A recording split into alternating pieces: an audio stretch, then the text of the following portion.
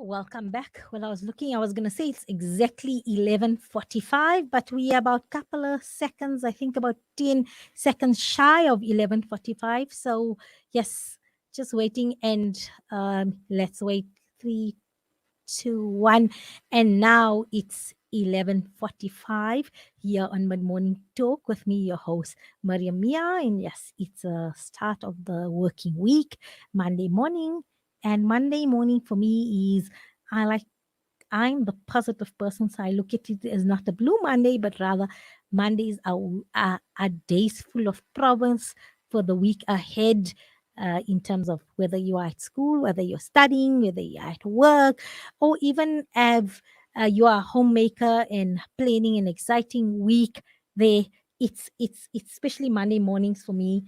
It's a morning of promise for the week ahead, and now yes, so last week, yeah, I'm just thinking, was it last week or the week before? Time flies nowadays. I seen a WhatsApp that was making the rounds in terms of snipping off your elastic from your mask as they are making the way to the ocean with untold damage as well. But for me, that WhatsApp was found wanting in a sense that they tell you to snap it off, but snap it off and do what? Was my question to whoever forward it, and then the normal response I got, well, I just received this and I thought I'd forward it because it said forward this to many people. And yes, so no doubt I then researched documentaries in terms of, so the truth is, and this was even last year, documentaries were showing that not only face masks, but other PPE as PPE suits, as well as sanitizer, empty sanitizer bottle in general, PPE waste are making its way into our oceans. And yes, um, elastics could be eaten by, I'm thinking, pigments or seals or other creatures, or even, be mistaken for squid. I'm thinking of those that eat squid, probably mistaken for squid or something like this, and can cause damage and destruction to our oceans. And what about our landfills? Are they hazardous or not? And then, yes, so to make sense about how we dispose, to understand better, first of all, are PPEs making its way to the ocean, and what extent is the destruction hasn't been measured, as well as what are the dangers there of not disposing medical waste, specifically PPEs now, and then also solutions on how can we dispose of them. I'm joined on the line by eco activist Yoonus Mitha. He is going to explain to us the impact of these masks and other PPE, and what can we do to change the scores. And later on the 16th of September will be World Ozone Layer Day, so World Ozone Day, and then we're going to be having a chat in the latter part about World Ozone Day. So let me welcome Brother Yoonus Mitha on the line. Assalamu alaikum, Brother Yoonus, and welcome to Salam Media. Wa alaikum assalam wa rahmatullahi wa barakatuh. Shukran for inviting me once again to come and speak to you. So I know, keeping our environment in pristine condition and safe and preserving it for generations to come is your life's work and life's passion. So first of all, I would like to acknowledge you and thank you for that as well. And then, if you can tell us now the impact of disposing. Sorry, let's find out first of this PPE and its impact on the environment. Is it coming to the fore that disposing of it in an irresponsible manner is having an impact on our environment? Okay, alhamdulillah. See, we humans are strange creatures, you know. We create issues and problems and we pollute the world and then we try to find solutions on how to dispose of all of that. You know, we introduce things that supposedly uh, solve a particular problem, but coming with that, you know, it's at a great expense, obviously, to planet Earth and the environment, and to us as humans as well, and particularly to animals as well. So we're paying a huge price, you know, for the actions and behavior of humans at this point. And now, with the pandemic, it's come along with such disastrous consequences, to the very environment that we've neglected. Always whenever I speak to our youth, and the first thing I do is I apologize to them, on behalf of adults, for the destruction that we caused to planet Earth and so forth. Okay, but they're just honing on and specifically the kind of waste, call it medical waste, that has been generated. Now, medical waste has always been around, forever, for the last 50 years in particular. Right. And by and large, that is an area where, we dealt with things like plastic pollution. We've known last year was the year of beating plastic pollution in particular, right? And some successes were achieved with straws, you know, but it's not a big deal. That was like 1% of the problem solved with the banning of straws and so forth. But here's the real issue with some specifics, and I heard you mention particularly the WhatsApp that was making its rounds, and one of the things that we should do is dispose of the masks, or when we do dispose of it, at the very least, what we should do is just cut the rubber bands off, and even if one cuts them into smaller pieces, try and shred it as best as you can. That will make a significant difference, because if we leave the rubber band attached to the mask, or the elastics attached to the mask, yeah, this is where major problems are introduced to our wildlife. It's amazing how much of this has already made its way into the oceans. Our landfill sites, we're going to reach a point where we would be buried in waste, particularly the plastic pollution. And this contributes specifically. So, okay, with the mask thing, I hear you when you say, okay, so what, where do we, what do we really do? For now, for wanting a better solution, for now, the best thing that you can do is just to cut it up into the smallest kind of pieces that you possibly can, and then discard or dispose of it, right? But leaving it intact as is creates huge problems for many of our birds and wildlife, and even in the oceans, to our fish life as well. So, and understand one other thing about it is that the fabric that a mask is made of, right? Uh, I'm not talking about the cloth masks now. I'm talking about the ones that are normally sold in shops and so forth. And these are the ones that have been produced by the billions, right? And mentioning the fact that it's been produced by the billions, I'll cover that in a moment. But just for now, the fabric that's used there is similar to that of a tea bag. Now, a tea bag is the type of material that it's not biodegradable. It takes 30 to 40 years for it to break down in the environment, in our landfill sites, and in the ground and in the soil, right? So it's not bio-friendly at all. It takes a very, and like polystyrene, which takes forever and never to actually break down. Certain types of plastics never break down. But the fabric or the material that's used for these masks are made from a similar fabric to that of tea bags. So yes, that's already not a really good thing to even get into our landfill sites, and even into our ground or soil, because it's not going to break down very readily and easily. So, Mariam, that's in a nutshell the issue on the masks per se. Uh, is there anything else No, that you want? for me, just as you say, be conscious in and take the time and cut it up in minute pieces would be a start. And I think if you like, and if you have young kids who are just learning to cut and they've just now firm on the grip and things like that, I'm looking at the 7, 8 year olds of that. Maybe give them that. Children love cutting, and Yes, yes, please yeah, consider it a chore, because coming as an childhood development specialist, you are then increasing the hand eye coordination, uh, gross motor skills, fine motor skills, as well as getting them to be consolidate their cutting skills and at the same time doing their bit for the environment as well. So parents, yes, I know you're going to say, oh, I don't have time to cut up all these masks and that. Maybe have a place or put it somewhere, Yeah. get a cardboard box. All the masks that need to be disposed, put it there.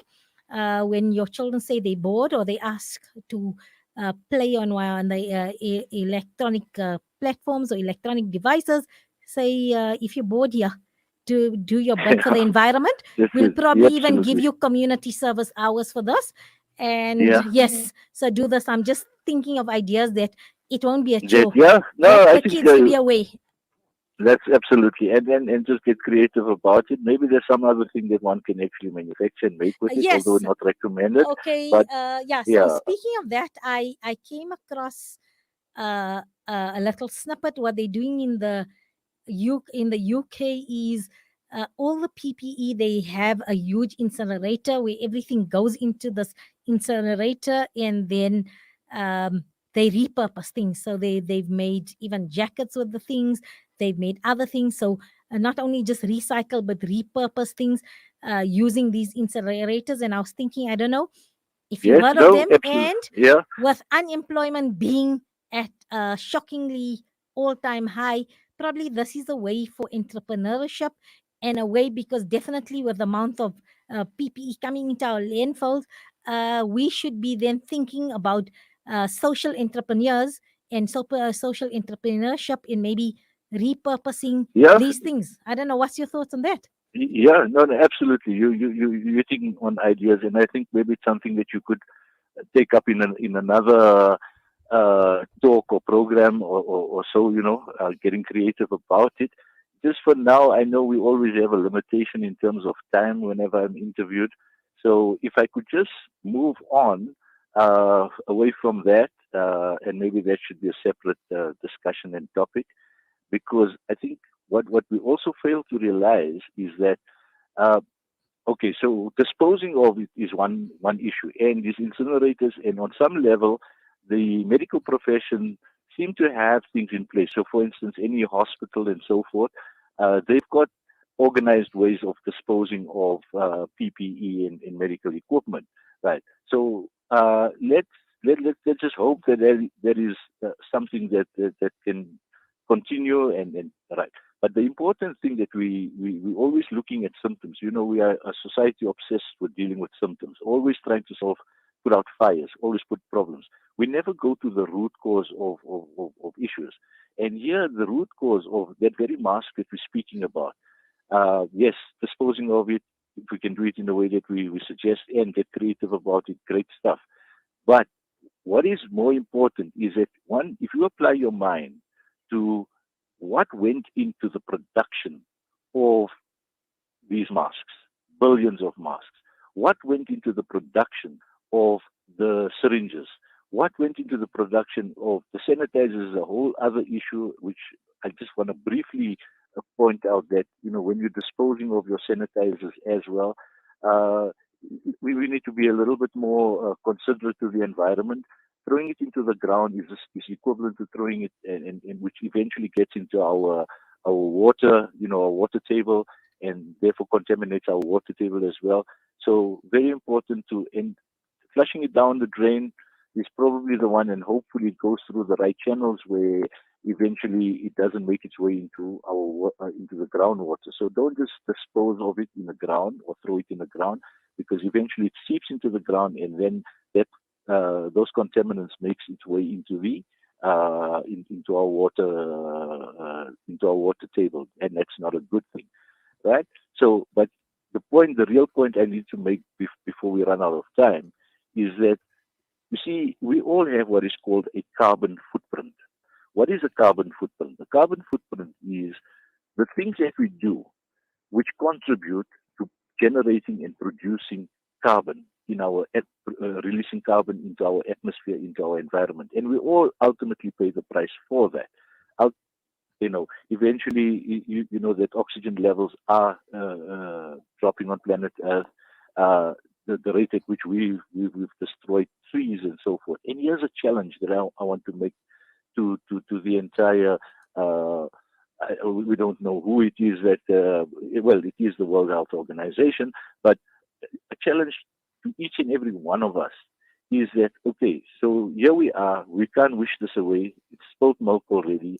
These things have been produced, they've been manufactured, and it was at a cost to the environment in terms of energy, right? So we've used up the more energy we use on planet Earth, right, and particularly uh, uh, the carbon that we produce as a result of this. So this gives us our carbon, like each individual has got a carbon footprint. Just to give you a simple idea is that, if whatever you consume, whatever you use, and so forth will determine what your carbon footprint is. For instance, if you ride a bicycle as opposed to driving a car, if you're riding a bicycle, your carbon footprint is a lot smaller than a person. Actually, your carbon footprint is virtually null compared to somebody who drives a car, for instance. And I know we're living in a day and age. I'm not suggesting that we all go and sell our cars and get our bicycles. We need to be obviously a lot practical, but let's be mindful of how we abuse energy, right? And the less energy that we can use, some of it, electricity, fuel, all of these things, the more we use of that, the greater our carbon footprint is. Now, to offset the carbon footprint, internationally a few years ago, companies were being taxed for, depending on the in manufacturing in particular, and even the airlines were being taxed for the fact that they were sort of using up so much of energy and therefore releasing so much of bad things into our environment in terms of carbon. Yet a tree, as simple as a tree is, what a tree does is that it filters carbon from our environment. Yet we have got such an attitude, a bad attitude. The apathy towards trees is actually sad, but it's only purely because we do not understand, because of our ignorance of the value of what trees actually do in our environment. So trees are in the simplest form and way, and if everybody listening out there can understand that you can do something about it, right? The bigger picture, what's going to happen about how the PPE gets disposed and how the all of those things, okay, that's a matter for another discussion. But those very people who produce those things, a carbon tax should be imposed upon them at the very least. So for every syringe that you produce, plant a tree at least. It's a consolation effort or exercise, but nevertheless, it's something in the right So direction. I'm gonna be a bit controversial now. Is Yes, I think be, I'm be, be. all I always am. So Yes. because as you were talking, I was thinking about, besides producing those syringes, that Mm. everybody's taking the vaccination now. Surely they're being disposed somewhere, and Yeah. I make dua and I pray that they are disposed in I mean, a proper environmental friendly way. But for all those who have been vaccinated and got their badge of honor, so to speak, of protection, yeah. maybe a challenge out there: can you plant a tree, please? In Yep. doing so, There we go. yeah, so that's what I'm saying. That is that is my, Let's not yeah. pass or shirk the responsibility to No, that, somewhere in China, probably where they're producing these syringes or manufactured there. But listen, if you took the vaccine, you use the yeah. syringe that prior to this pandemic, we would have not needed to be vaccinated for this. So if you took the vaccine, be responsible. You were Yes. responsible. I mean, whoever takes the vaccine, they say it's a responsible thing to do and it's the right thing Yes. to do. So thereafter, it has an impact. Yes. Your carbon footprint has just increased. So Yes. can you offset that by? Let's challenge everybody. If Yes. you have the luxury of a garden, Okay. plant a tree in your garden. Otherwise, even a potted tree in Yes. an apartment by the window that grows. So my challenge Yes. out there: if you have been Okay. Now, vaccinated, plant a tree. yes.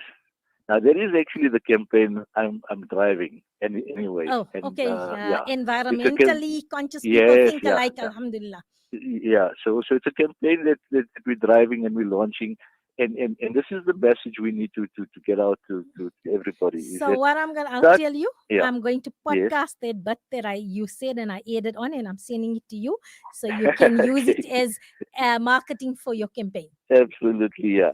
So that is, and then importantly also, it's going to be coupled with, okay, we said that a single tree Uh, Basically, trees don't produce oxygen. But what they do is they breathe in the entire air molecule, and they absorb the carbon dioxide, and they release the oxygen. And another thing that we've got in our midst in Lenasia, in the north of Lenasia, is a wetland called Opafets, which is the equivalent of having a rainforest.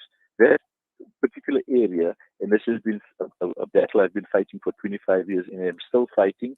Inshallah, I'll never give up. But that day traps carbon on a scale that we cannot even begin. But nobody. People have been contributing money towards building a field hospital in Lenasia, but nobody has come forward and said, listen, come and let us fix up this wetland. It's being destroyed. It's going to become a wasteland. But that is another topic for discussion. But for now, the idea is okay. So a tree is what we need to be talking about. Plant a tree. Then the next step is what is called a spec boom challenge, which has made its way about a year ago. There's this thing called a spec boom. Now, spec boom is a tree which traps. Brother Yoonus, Yeah, what I'm I gonna knew do this was is, going to happen. yeah, it is gonna happen. That's the nature of radio. But what I'm Yeah. gonna do, we're not gonna end it here. I Okay. am going to get you on Yes. our next environmental feature for Yes.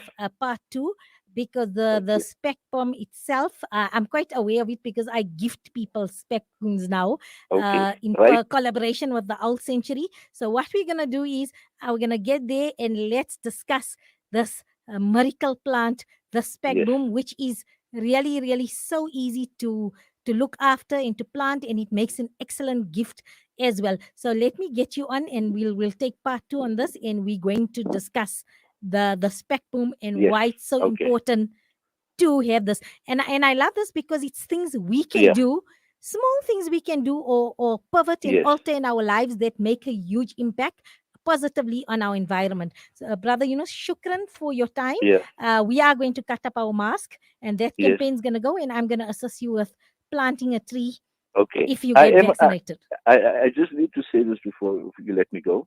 I'm a farmer, and I've got a nursery on the south of Johannesburg in this year. And just recently, I planted thousands of speckworm, which are ready.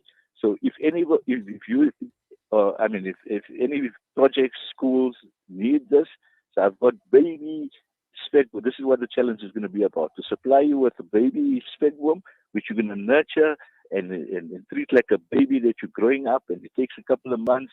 And from that speckworm, you're going to be able to produce thousands and thousands of speckworms to save our Inshallah. planet. Right? Inshallah, it's Inshallah. been an absolute pleasure. We are going to get you on with the Spec Bloom challenge. Shukran for your time. You're on Salam Okay. Media. Just shukran, jazakumullah khair. Assalamu alaikum. We're going to go for a short break. And yes, remember earlier on I alluded to we're going to be doing something different then. Yes, what it will be is my producer Salila will be hosting the next segment of educational insights, and I will be providing counsel and advice how to assist your children on the educational journey. And we'll be focusing on choosing an appropriate educational institute for your child. Only on Salam Media, Mid Morning Talk with me, your host, Mariam Mia.